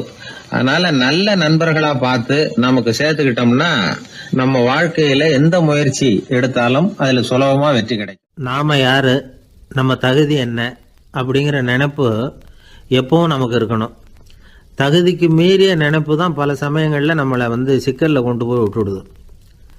ஒரு பூனை இருந்துதான், அது தன்னை ஒரு பூனைன்னு தானே நினைக்கணும். அப்படி நினைக்கல, தன்னை ஒரு புலின்னு நினச்சிக்கிட்டு இருந்தது. தன்னை பற்றின தகுதிக்கு மீறிய நினைப்போடு அந்த பூனை அப்படியே நடந்து போயிட்டு இருந்ததான். அப்போது வழியில் ஒரு பெரிய யானை அது அமைதியாக நின்றுக்கிட்டு இருந்தது. இந்த யானை ரொம்ப பொறுமையாக நின்றுக்கிட்டு இருக்கிறது இந்த பூனைக்கு ஒரு மாதிரியாக தெரிஞ்சிருக்கு. ஏன்னா பொறுமையாக ஒருத்தர் இருந்தால் அவங்ககிட்ட போய் ஏதாவது வாலாட்டி பார்க்கலாம்னு ஒரு ஆசை வருதுல்ல. அது மாதிரி பொறுமையாக நின்றுக்கிட்டு இருக்கிறது பூனைக்கு அதுக்கிட்ட போய் கொஞ்சம் வாலாட்டி பார்க்கலாமே அப்படின்னு ஒரு ஆசை. உலக இயல்பு தானே அது. இந்த பூனை ரொம்ப நல்ல புள்ள மாதிரி அந்த யானை இருக்கிற பக்கமாக போகுது. அந்த யானையை சுற்றி சுற்றி வருது, உத்து பார்க்குது, வாய் துருதுருக்குது, வம்பு வளர்க்க ஆரம்பிக்குது. அந்த யானைகிட்ட போய் என்ன கேட்குது தெரியுமா? எல்லாருக்கும் ஒரு பக்கம்தான் வால் இருக்கும், ஆனால் உனக்கு என்ன இப்படி 2 பக்கமும் வால் இருக்கிறது மாதிரி இருக்கே அப்படிங்குது. இது வேண்டாத வேலை தானே. இருந்தாலும் அந்த யானை பொறுமையாக பதில் சொல்லுது. அப்படி இல்லை, பின்னாடி இருக்கிறது தான் வால், முன்னாடி இருக்கிறது தும்பிக்கை அப்படிங்குது. அதோடு விட்டுற வேண்டியது தானே, விடலை இந்த பூனை. அது சரி, தும்பிக்கை ஏன் அப்படி உருண்டையாக பெரிய தூணு மாதிரி இருக்குது, அது என்னத்துக்கு அப்படிங்குது. இதுக்கும் அந்த யானை பொறுமையாக பதில் சொல்லுது. ஓ, அதை கேட்குறியா? ஊற்றில் தண்ணி இருக்கும்ல, அதை உறிஞ்சி குடிக்கிறதுக்காக அப்படி இருக்குது அது அப்படின்னுது. சரி, எல்லாருக்கும் பல்லு வாய்க்குள்ளே தானே இருக்கும், உனக்கு என்ன வெளியிலே இருக்குது, அதுவும் இல்லாமல் இவ்வளவு பெருசாக இவ்வளவு நீளமாக இருக்குது அப்படின்னு கேட்குது பூனை. இவ்வளவு கேள்விக்கும் பொறுமையாக பதில் சொல்லிக்கிட்டே வருது அந்த யானை. பல்லு ஏன் வெளியில் நீட்டிகிட்டு இருக்குன்னு கேட்குதுல்ல, அதுக்கு அது என்ன பதில் சொல்லுதுன்னா, அதுவா ஒரு புலி என்கிட்ட வாலாட்டுதுன்னு வச்சுக்கா, அந்த சமயத்தில் அதை தாக்கிறதுக்காக இது இப்படி இருக்குது அப்படின்னு சொல்லிச்சான். இதை கேட்டதும் பூனை உழுந்து உழுந்து சிரிக்க ஆரம்பிச்சுட்டு தான் அலட்சியமாக. ஏன் சிரிக்கிறேன்னு கேட்டிருக்கு. என்னமோ பாயறது மாதிரி பேசுறிய, மலை எங்கேயாவது பாயறது உண்டா? நீ கருப்பாக பெருசாக இருக்கிற மலை மாதிரி இருக்கிற, உன்னால் எப்படி பாய முடியும், அது முடியாத காரியம் அப்படின்னு சொல்லிவிட்டு மறுபடியும் சிரிக்குது அந்த பூனை. என் உடம்பை பார்த்துட்டு தானே மலைன்னு சொல்கிற, நான் பாய வேண்டிய அவசியம் இல்லை, என்னுடைய எதிரியை பாய வச்சுருவேன் அப்படின்ருக்கு. எப்படி பாய வைப்பேன்னு கேட்டதான் பூனை. இந்த உன்னை பாய வைக்கிறேன் பார் அப்படின்னு சொல்லி அந்த பூனையை அப்படியே தும்பிக்கையால் லேசாக தூக்கி வேகமாக விட்டெறிஞ்சுதான். எங்கேயோ போய் தூரத்தில் பொத்துன்னு விழுந்தது அந்த பூனை. அப்பாடான்னு இடுப்பை பிடிச்சிக்கிட்டே எழுந்திரிச்சு நின்று பார்க்குது. தூரத்தில் அந்த யானை இன்னமும் பொறுமையாக ஆனால் கம்பீரமாக நின்றுக்கிட்டு இருக்குது. இப்போ தான் அந்த பூனைக்கு ஞானோதயம் பிறக்குதான். யானை பாய வேண்டிய அவசியம் இல்லை, அதுக்கு நீளமாக தும்பிக்கை இருக்குது அப்படிங்கிறத அது புரிஞ்சுக்கிட்டு தான். வலியாரிடம் வாயாடக்கூடாது அப்படிங்கிற பாடத்தை இந்த பூனை கற்றுக்கிட்டது. இந்த காட்சி பாவேந்தர் பாரதிதாசன் கைவண்ணத்தில் ஒரு கவிதையாக உருவெடுத்து வருது. பாவேந்தர் எழுதின கவிதை என்ன தெரியுமா? 2 பக்கமும் வாலா என்றது பூனை, எதிரிலே தும்பிக்கை என்றது யானை, உருண்ட துதிக்க ஏனோ என்றது பூனை, ஊற்று நீரை உறிஞ்ச என்றது யானை, திரண்டு நீண்ட பல் ஏன் என்றது பூனை, சீரும் புலியை தாக்க என்றது யானை, இருண்ட மலை பாயாதென்றது பூனை, எடுத்தெறிந்தது பூனையை போய் யானை. இந்த கவிதையில் ஒரு பாடமும் இருக்குது, படமும் இருக்குது. அதாவது இதை படிக்கவும் முடியுது, பார்க்கவும் முடியுது. வலியார்கிட்ட வாயாடக்கூடாதுங்கிற சின்ன பிள்ளைங்க மட்டும் இல்லை, பெரியவங்களுக்கும் தேவையான கருத்தை இதிலேருந்து நாம் புரிஞ்சிக்க முடியுது. ஒருத்தன் அப்படி தான் ஆத்தங்கரையில் பொறுமையாக உட்காந்துக்கிட்டு இருந்த இன்னொருத்தனை போய் தலையில் கூட்டினான். அவன் பார்த்தான், உடனே ₹1 எடுத்து இவன் கையில் கொடுத்தான். இவனுக்கு ஒன்றும் புரியல. அவன் சொன்னான், இந்த ஊரில் இப்படி ஒரு வழக்கம், யாரை கூட்டினாலும் ஒரு கூட்டுக்கு ₹1 விதமாக கொடுத்துட்றது பழக்கம் அப்படின்னு பொறுமையாக சொல்லியிருக்கிறான். இவனுக்கு ரொம்ப ஆசை உண்டாயிட்டுது. உடனே ஊருக்குள்ளே ஓடினான். கொஞ்ச நேரம் கழித்து திரும்பி ஓடி வந்தான். அந்த முதல் ஆசாமியை மறுபடியும் பார்த்தான். உங்கள் பேச்சை கேட்டுவிட்டு ஊருக்குள்ளே போய் ஒரு பெரிய ஆசாமியை பார்த்து அவன் தலையில் 10 குட்டு கூட்டினேன். ஆனால் அவன் உடனே என்கிட்ட இருந்ததை எடுத்து என் கையிலேயே கொடுத்துட்டான் அப்படின்னா. என்னத்தை பணத்தையான்னு கேட்டிருக்கிறான். இல்லை பல்லு அப்படின்னு சொல்லி கையில் காட்டினான். ஒரு ரயில் வேகமாக போயிட்டுருக்கு. அது ஒரு ரயில்வே ஸ்டேஷனில் கொஞ்சம் நேரம் நின்றுது. அப்போது அதில் ஒரு ஆள் ஏறினார். தலையில் ஒரு மூட்டையை வச்சுருந்தார். மூட்டையை தலையில் சுமந்துக்கிட்டே உள்ளே வந்தார். மூட்டையை தலையில் சுமந்துக்கிட்டே ஒரு இடத்துல உட்காந்தார். ரயில் மறுபடியும் புறப்பட்டது. இவர் தன் தலையில் இருந்த மூட்டையை கீழே இறக்கி வைக்கணும்ல, வைக்கல, சுமந்துக்கிட்டே வரார். எதிரில் உட்காந்துருந்தவர் கேட்டார், ஏங்க ஏன் இப்படியே உட்காந்துருக்குறீங்க தலையில் மூட்டையை வச்சுக்கிட்டு, மூட்டையை கீழே இறக்கி வைக்கலாமே அப்படின்னார். வேணாங்க, பாவம், தலையில் இருக்கிற மூட்டையை இறக்கி ரயிலில் வச்சா ரயிலுக்கு பாரம் அதிகமாக இருக்கும் அப்படின்னார் அவர். இப்படி ஒரு ஆளை பார்த்தா நமக்கு சிரிப்பு தான் வரும். ஏன்னா ரயிலுங்கிறது அந்த மூட்டையையும் சேர்த்து சுமந்துக்கிட்டு தான் போகுது. அவன் அந்த மூட்டையை தலையில் வச்சுருந்தாலும் ஒன்று தான், தரையில் வச்சுருந்தாலும் ஒன்று தான். அதனால் ரயிலுக்கு எந்த மாற்றமும் ஏற்பட போகிறதில்ல. அதே மாதிரி தான் நம்ம மனமும். இதுவும் ஒரு தேவையில்லாத சுமை, அனாவசியமாக சுமந்துக்கிட்டு இருக்கிறோம். இதை கீழே இறக்கி வச்சுட்டா வாழ்க்கை பிரயாணம் சுகமாக இருக்கும். ரயில் பிரயாணம் பண்ணுற அந்த ஆள் மூட்டையை சுமக்கிறான், வாழ்க்கை பிரயாணம் பண்ணுற நாம மனசை சுமக்கிறோம். இது ரெண்டுக்கும் எந்த வித்தியாசமும் இல்லை. மனசை கீழே இறக்கி வச்சுட்டா பாரம் இல்லாமல் வாழலாம், பறவைகள் மாதிரி பறக்கலாம், குழந்தைகள் மாதிரி கள்ளங்கபடம் இல்லாமல் வாழலாம். இந்த வெளி உலகத்தில் நாம் நிலை பெற்று இருக்கணும், வேரூன்றி இருக்கணும். அதே சமயம் நம்முடைய உள்வெளியில் ஆன்மீக வாழ்க்கையில் பாரம் இல்லாமல் இருக்கணும். அப்போ பறக்கணும், நதியை போல் ஓடணும், மிதக்கணும். பயணம் சுகமாக இருக்கும், களைப்பு தெரியாது, கவலை தெரியாது. ஒரு சீடன் போதி தர்மரை நாடி வந்தான்.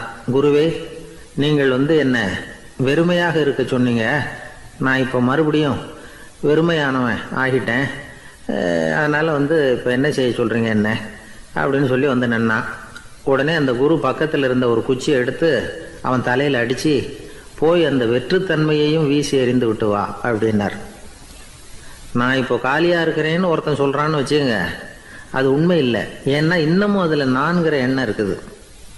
எந்த சிந்தனையும் இல்லாமல் இருக்கிறது கடினம்தான். ஆனாலும் மனிதன் அதில் உள்ள நுட்பத்தை புரிஞ்சுக்கிட்டான்னா இவ்வளவு தூரம் தூக்கி சுமந்துக்கிட்டு வந்த அந்த மனதின் முட்டாள்தனத்தை அவனே பார்த்துட்டு சிரிப்பான். இதுதான் பெரியவங்க சொல்லியிருக்கிற ஆலோசனை. நம்மால் ஒருத்தன் தலையில் ஒரு பெரிய மூங்கில் கூடையோடு ரயிலில் உட்கார்ந்தான். கூடை தலையில் இருந்தது, கீழே இறக்கி வைக்கல. எதிரில் இருந்தவர் கேட்டார், ஏங்க எதுக்காக அதை அனாவசியமாக சுமந்துக்கிட்டே இருக்கீங்க, கீழே இறக்கி வைங்களேன்னார். இல்லைங்க, நான் வீட்டை விட்டு புறப்படும் பொழுதே என் பையன் சொல்லிவிட்டான், கூடையை தலையை விட்டு இறக்கக்கூடாதுன்னு அப்படின்னார். அவன் சின்ன பையன், விவரம் இல்லாமல் சொல்லியிருப்பான். இப்போ என்ன நேரில் வந்தால் பார்த்துக்கிட்டு இருக்கிறான், நீங்கள் இறக்கி வைங்கன்னார் அவர். அவன் நேரில் பார்த்துக்கிட்டு இல்லை, இருந்தாலும் நான் இந்த கூடையை கீழே இறக்கி வச்சா அது அவனுக்கு தெரிஞ்சிடும் அப்படின்னாரு இவர். அது எப்படின்னார் அவர். அவன் தனக்கு டிக்கெட் வாங்க வேணாம்னு சொல்லி இப்போ இந்த கூடைக்குள்ளே தான் உட்காந்துருக்கிறான் அப்படின்னார் இவர். துருக்மேனியாவில் அஷ்காபாத் அப்படின்னு ஒரு நகரத்தில் ஒரு புவியியல் விஞ்ஞானி இருந்தார். அவர் ஒரு நாய்க்குட்டி வளர்த்தார். ஒரு நாள் முன்னிரவு நேரம் ஒரு மேஜைக்கு முன்னாடி உட்காந்து அந்த விஞ்ஞானி ஏதோ கணக்கு போட்டுக்கிட்டு இருக்கிறார். அவருக்கு ஒரு சின்ன பெண் குழந்தை, அது தொட்டிலில் தூங்கிட்டு இருக்குது. அந்த நாய்க்குட்டியும் ஒரு மூலையில் படுத்து அது பாட்டுக்கு தூங்கிட்டு இருந்தது. ஒரே அமைதி. அந்த நேரத்தில் திடீர்னு அந்த நாய்க்குட்டி துள்ளி எழுந்திரிச்சது. நேராக குழந்தைகிட்ட ஓடிச்சு. அந்த குழந்தைய அது போட்டிருந்த ட்ரெஸ்ஸோடு சேர்த்து கவ்வி தூக்குச்சு. தூக்கிக்கிட்டு வாசல் பக்கம் ஓடிச்சு. நாய்க்குட்டி குழந்தைய கவ்வி தூக்க முடியுமாங்கிற சந்தேகம் உங்களுக்கு இல்லையா? நீங்கள் நம்ம ஊர் நாய்க்குட்டியவே பார்த்து பழக்கப்பட்டிருக்கீங்க. அதனால் நம்புறதுக்கு சிரமமாக இருக்கும். அந்த ஊர்ல எல்லாம் அது ரொம்ப ஸ்ட்ராங்காக இருக்கும். ஏதோ கண்ணுக்குட்டி மாதிரி இருக்கும். விஞ்ஞானி அதை பார்த்துட்டார். உடனே அந்த நாய்க்கு வெறி பிடிச்சிட்டுதுன்னு முடிவு பண்ணிட்டு தன்னோட கை துப்பாக்கியை எடுத்துக்கிட்டு ஓடி வந்தார். அவர் வெளியில் நாய்க்குட்டி எங்கே அப்படின்னு பார்த்து தேடுறார். அந்த நேரத்தில் அந்த வீடு இடிஞ்சு விழுது. காரணம் பூமி அதிர்ச்சி. இப்படி பூமி அதிர்ச்சி உண்டாக போகுதுங்கிறது அந்த நாய்க்குட்டிக்கு முன்னாடியே தெரிஞ்சு போச்சு. அதுதான் குழந்தைய தூக்கிட்டு வெளியில் ஓடி வந்திருக்குது. அது மூலமாக அந்த குடும்பத்தையே காப்பாற்றிருக்குது அந்த நாய்க்குட்டி. இந்த சம்பவம் நடக்கிறதுக்கு 3 நாளைக்கு முன்னாடியே சில பிராணிகளுக்கு இப்படி நடக்க போகுதுங்கிறது தெரிஞ்சிருக்குதான். ஆமாம், அந்த நகரத்தில் 3 நாளைக்கு முன்னாடியே பாம்பு, பல்லி இதெல்லாம் அது தங்கியிருந்த வலையை விட்டு வெளியில் ஓடி வந்துட்டுது. அதே மாதிரி அங்கே இருந்த புறாவெல்லாம் பறந்து போயிடுச்சான். இதே மாதிரி யுகோஸ்லோவியாவில் கூட ஒரு நகரம். அங்கே ஒரு நாள் ராத்திரி ஒரு மிருக காட்சி சாலையில் திடீர்னு ஒரு பெரிய கலவரம், கூச்சல், குழப்பம். அங்கே இருந்த கழுதை, புலி, யானை, பறவை எல்லாம் கண்ணாபின்னான்னு கத்த ஆரம்பிச்சுட்டுது. நீர் யானை அதுக்குன்னு போட்டிருந்த தடுப்பையே தாண்டி குதிச்சு வெளியில் வந்துட்டு தான். மறுநாள் தான் எல்லாருக்கும் விஷயம் புரிஞ்சுது. அடுத்த நாள் காலையில் அங்கே பூமி அதிர்ச்சி உண்டாயிட்டுது. இப்போ பாருங்க, அதாவது மனுஷனை போய் தீர்க்க தரிசி அது இதுன்னு சொல்லிட்டு இருக்கிறோம். இவனை விட அது பரவாயில்லைன்னு தோணுது. அதாவது மிருகங்கள் ஒன்று நடக்க போகுதுங்கிறத முன்னாடியே புரிஞ்சுக்குதே. சரி, இதெல்லாம் எப்படி அது முன்கூட்டி புரிஞ்சுக்குது? அதுதான் படைப்பு ரகசியம். அதை கண்டுபிடிக்கிறதுக்கு தான் மனுஷன் ஆராய்ச்சி பண்ணிகிட்டு இருக்கிறான். விஞ்ஞானிகளோட ஆராய்ச்சியெல்லாம் ஒரு பக்கம் இருக்கட்டும், வீட்டுக்குள்ளேயே சில ஆராய்ச்சி பண்ணி பாருங்களேன். இப்போ சில யோசனை சொல்லி அதை சோதனை பண்ணி பாருங்க அப்படின்னு ஒருத்தர் சொன்னாராம். அதாவது இப்போ மழை வருமா வராதா அப்படின்னு தெரிஞ்சுக்கணுமா, உடனே ஒரு பூனைக்குட்டி பின்னாடியே மெதுவாக போய் அது என்ன செய்யுதுன்னு கவனித்து பார்க்கணும். பூனைக்குட்டி தன்னோட பாதத்தினால சுகத்தில் அப்படி கீறிக்கிட்டு இருக்கும். அப்படி கீறினா கண்டிப்பாக மழை வரும். சில சமயம் பூனைக்குட்டி அப்படி மல்லாந்து படுத்துக்கிட்டு பாதத்தை உயர தூக்கும், அப்படியும் புரளும். இப்படி செஞ்சதுன்னா அன்னைக்கும் மழை இருக்காது. அதனால் முன்னாடி இருந்தது மழை வர்றதுக்கு அறிகுறி, இது மழை இல்லைங்கிறதுக்கு அறிகுறி. பறவைகள், பிராணிகள் இதுகளோட நடவடிக்கைகளை பார்த்துட்டு அதையெல்லாம் அடிப்படையாக வச்சு தான் காலநிலையை கண்டுபிடிக்கிற கருவிகளை கண்டுபிடிச்சிருக்கிறாங்க. வாத்து இருக்குல்ல, சில சமயம் தன்னோட அழகை தன்னோட இறகுகளில் அப்படியே புதைச்சிக்கும். அப்படி செஞ்சால் குளிர்காலம் வரப்போகுதுன்னு அர்த்தம். பருவநிலை குளிராக மாறப்போகுதுங்கிறதுக்கு இதுதான் அறிகுறி. சிட்டுக்குருவி இருக்குதுல்ல, அதெல்லாம் புழுதியில் உழுந்து புரளும். சிறகுகளை படபடன்னு அடிச்சுக்கும். அப்படி செஞ்சால் மழை வரப்போகுதுன்னு அர்த்தம். ஒன்று மட்டும் நாம் நல்லா தெரிஞ்சுக்கணும். இயற்கையின் சீற்றம்னு சொல்கிறோம் இல்லையா, இயற்கை ஏன் நம்ம மேலே கோவப்படுது? இயற்கையை நாம் அனுசரித்து போகிறதில்ல, அதனால் கோவப்படுது. காடுகளை அழிக்கப்படாது, விலங்குகளை கொல்லப்படாது, இயற்கை ஏற்படுத்தி வச்சிருக்கிற சமநிலையை கெடுக்கப்படாது. அதை புரிஞ்சுக்கிட்டு வாழ்ந்தோம்னா பூமியும் நடுங்காது, நாமளும் நடுங்க வேண்டிய அவசியம் இருக்காது. ஒருத்தர் இருந்தார், சாராய கடைக்கு போனாராம், நிறைய சாப்பிட்டார். அப்புறம் சொன்னார், இது ரொம்ப அற்புதமான சரக்கு போல இருக்கு. உள்ளே போன உடனே இந்த பூமியே நடுங்கிறது மாதிரி இருக்கு எனக்கு அப்படின்னாராம். இதுக்கு கடைக்காரர் சொல்லியிருக்கார், நீங்கள் சாப்பிட்டது வெறும் பச்சை தண்ணி தாங்க, இப்போ ஏற்பட்டிருக்கிறது நிஜம் பூமி அதிர்ச்சி அப்படின்னாராம். ஒரு ஊரில் ஒரு புகழ்பெற்ற பத்திரிகையாளர் இருந்தார். அவர் ஒரு நாள் திடீர்னு இறந்து போயிட்டார். அதுக்கப்புறம் நேராக சொர்க்கத்துக்கு போனார். சொர்க்கத்தின் வாசலில் நின்றுக்கிட்டு இருந்த ஒருத்தர் அவரை தடுத்தார். இதை பாரு, ஏற்கனவே இங்கே 12 பத்திரிகையாளர்கள் இருக்கிறாங்க, அவங்களுக்கே இங்கே வேலை இல்லை. அதுக்கு என்ன காரணம்னா, சொர்க்கத்தில் திடுக்கிடும் செய்திகள்லாம் ஒன்றும் கிடையாது. அப்படி என்ன இருக்க போகுது இங்கே எல்லாம் அது ஒழுங்காக நடந்துக்கிட்டு இருக்கோம். எல்லாம் ஒழுங்காக நடந்தால் பத்திரிகைகளுக்கு சுவாரஸ்யமான கொலை, கொள்ளை, தீ வைப்பு இது மாதிரி எதுவும் இங்கே இல்லை. ஏற்கனவே இங்கே இருக்கிறவங்க எல்லாரும் மரத்தடியில் உட்காந்துக்கிட்டு தியானம் பண்ணிகிட்டு இருக்கிறாங்க. அந்த ஒரே செய்தி தான் தினமும் இங்கே வந்துக்கிட்டு இருக்குது. அதை படிக்கிறதுக்கே இங்கே ஆள் கிடையாது. அதனால் நான் என்ன சொல்கிறேன்னா, நீ பேசாமல் நரகத்துக்கே போயிடு. அங்கே எவ்வளவோ நிகழ்ச்சிகள் நடந்துக்கிட்டு இருக்கு. அங்கே தான் அதிகமான பத்திரிகையாளர்கள் தேவைப்படுறாங்க. அங்கே உனக்கு நிறைய வேலை இருக்கும், அதை செய்கிறதில்ல நீயும் மகிழ்ச்சியாக இருக்கலாம் அப்படின்னு சொன்னாராம். அங்கே அந்த சொர்க்கத்தின் வாசலில் நின்றுக்கிட்டு இருந்தவர். இந்த பத்திரிகையாளர் அங்கேயே நின்று கொஞ்சம் யோசனை பண்ணார். இவருக்கு சொர்க்கத்திலே இருக்கணும்னு தான் ஆசை. அதனால் மெதுவாக அவர்கிட்ட பேசினாராம், ஐயா, என்னை ஒரு 24 மணி நேரம் இங்கே உள்ளே இருக்கிறதுக்கு அனுமதி கொடுங்க. இங்கே இருக்கிற பல பத்திரிகையாளர்களை எனக்கு தெரியும்.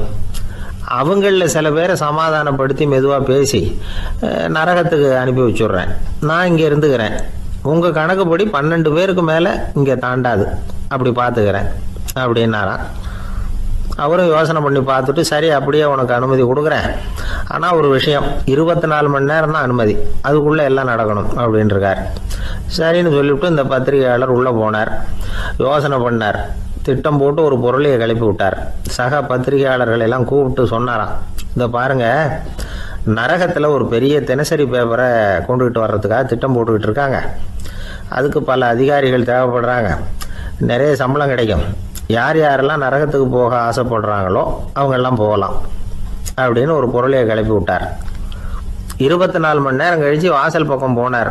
அங்கே இருந்தவர்கிட்ட எத்தனை பேர் வெளியேறினாங்கன்னு விசாரிச்சாராம். அப்போ அவர் இவரை, நீ வெளியே போகக்கூடாது, முதல்ல உள்ளே தான் இருக்கணும் அப்படின்னு தடுத்தாராம். அப்புறம் சொன்னாராம், நீ சொன்ன செய்தியை கேட்டதும் இங்கே இருந்த எல்லா பத்திரிகையாளர்களுமே நரகத்துக்கு போயிட்டாங்கப்பா, உள்ளே யாருமே இல்லை, அதனால் நீ உள்ளே இருக்கலாம் அப்படின்னாராம். இதை கேட்டதும் இந்த பத்திரிகையாளரே குழம்பி போயிட்டார். ஒருவேளை உண்மையிலேயே நரகத்தில் புதுசாக பத்திரிகை ஏதாவது ஆரம்பிக்க போகிறாங்களோ அப்படின்னு அவரே நினைக்க ஆரம்பிச்சிட்டாராம். அப்புறம் சொன்னாராம், ஐயா என்னை விட்டுருங்க, நான் நரகத்துக்கே போயிடுறேன், அங்கே ஏதோ விசேஷம் இருக்கணும் அப்படின்னாராம். இல்லைன்னா இத்தனை பேரும் ஒட்டு மொத்தமாக அங்கே போகிறதுக்கு சான்ஸே இல்லை, என்னை தடுக்காதீங்கன்னு கெஞ்ச ஆரம்பிச்சிட்டாராம். மற்றவங்க நம்பணுங்கிறதுக்காக ஒரு பொருளையை கிளப்பி விட்டார். கடைசியில் தானே அந்த பொருளைக்கு ஆளாயிட்டார். அதாவது பிறரை ஏமாற்றிய அவரது மனம் கடைசியில் அவரையே ஏமாற்ற ஆரம்பிச்சுட்டு பாருங்க. நீங்கள் இப்படி அடுத்தவங்களை ஏமாத்துறதுக்கு உங்கள் மனசை பழக்கப்படுத்துறீங்க, ஆனால் கடைசியில் அதனால் நீங்களே ஏமாற்றப்படுகிறீர்கள் அப்படிங்கிறது பெரியவர்களுடைய புத்திமதி. அதனால் உங்கள் மனசுக்கிட்ட ரொம்ப எச்சரிக்கையாக இருங்கோ அப்படிங்கிறாங்க. நம்ம ஆளுங்க அங்கே போய் என்ன சொல்லுவாங்கன்னா, இந்த பாரு அங்கே போகாத இங்கே போகாதேன்னு பயமுறுத்துறது உண்டு. சில பேர் அங்கே பேய் இருக்குது, பிசாசு இருக்குது அப்படின்னு பொருளையை கிளப்பி விடுறது உண்டு. இருட்டு நேரம், காட்டு வழியாக ஒருத்தன் போய்கிட்டு இருக்கிறான். அங்கே பேய் பிசாசு நடமாட்டம் இருக்கிறதாக வதந்தி. இவன் பயந்துக்கிட்டே வேகமாக போகிறான். காடு முடிஞ்சு மெயின் ரோட்டுக்கு வந்து சேர்ந்தான்.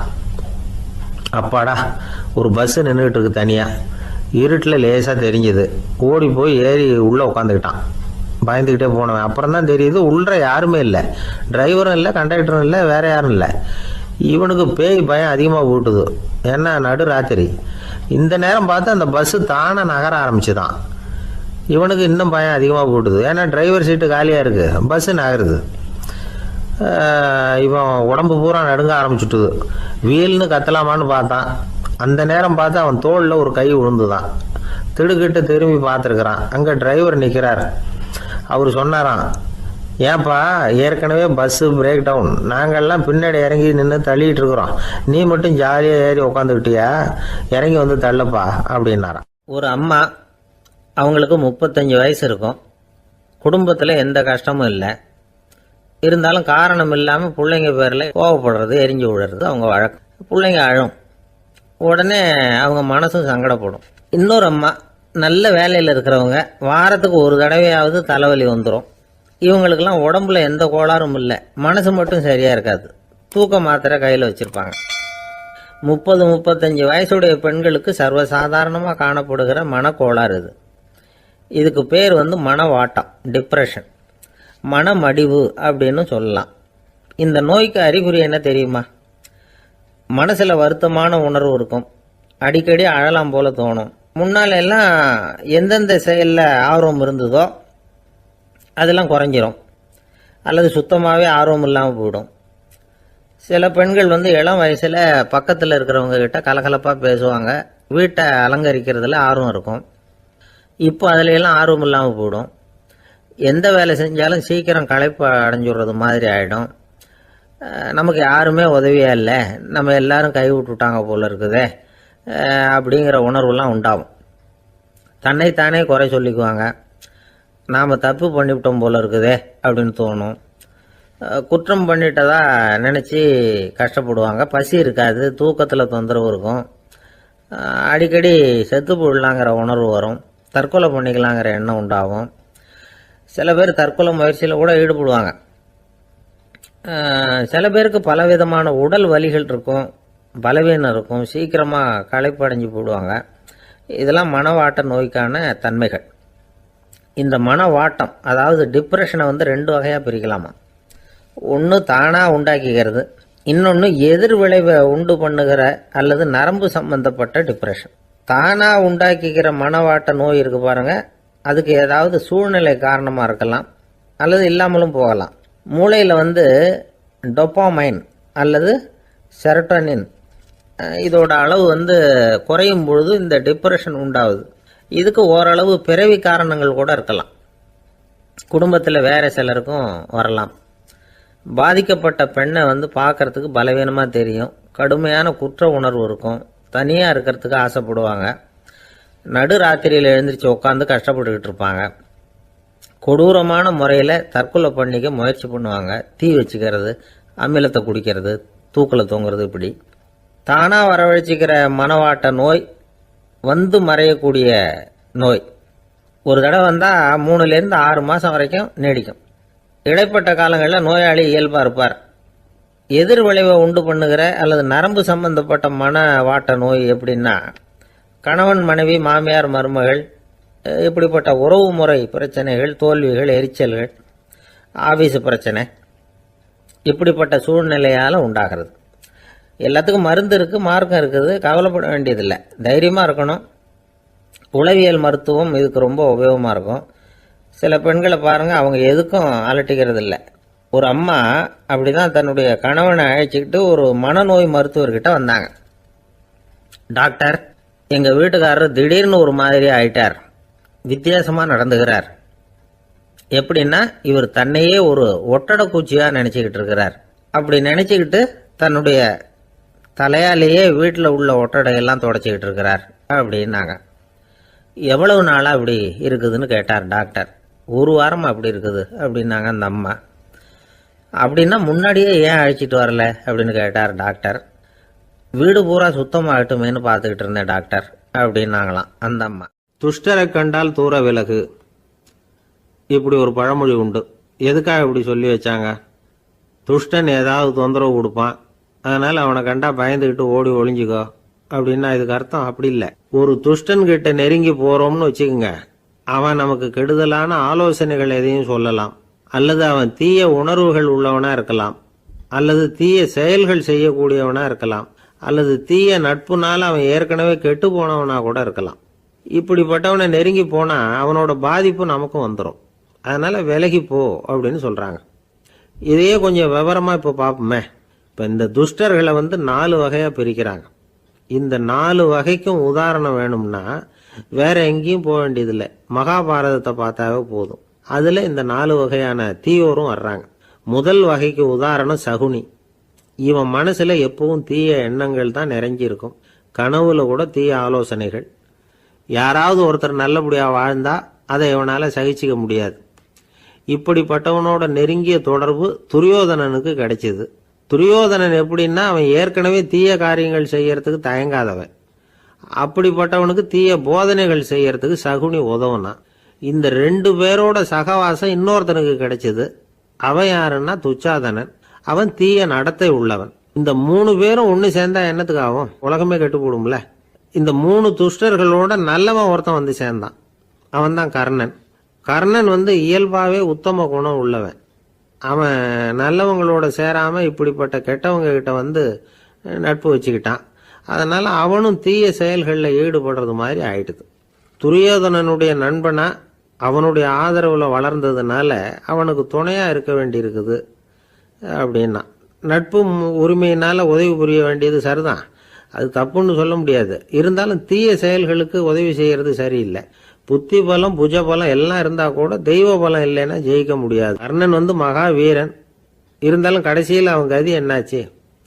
அவங்ககிட்ட எல்லா நல்ல குணங்களும் இருந்தது, இருந்தாலும் ஏன் இப்படி ஆச்சு? தீயவர்களுடைய சேர்க்கை தான் காரணம். அவங்களோட சேர்ந்ததுனால இவனையும் அப்படியே நினைக்க ஆரம்பிச்சுட்டாங்கல்ல. 4 வகை துஷ்டர்கள்ல இவனும் ஒரு வகை அப்படின்னு சொல்ல ஆரம்பிச்சிட்டாங்க. அதாவது தீய ஆலோசனைக்கு சகுனி, தீய உணர்வுகளுக்கு துரியோதனன், தீய செய்கைக்கு துச்சாதனன், தீய நட்புக்கு கர்ணன். இப்படி உதாரணமாயிட்டான். அதனாலதான் துஷ்டரை கண்டால் தூர விலகு அப்படின்னு சொன்னாங்க. அது புராண காலம். இப்பெல்லாம் நிலைமை கொஞ்சம் வேற விதமா இருக்குது. அன்னைக்கு ஒரு நாள் அப்படிதான் ஒரு காட்டு பாதையில யாரோ ஒருத்தர் அடிபட்டு கிடந்தார்.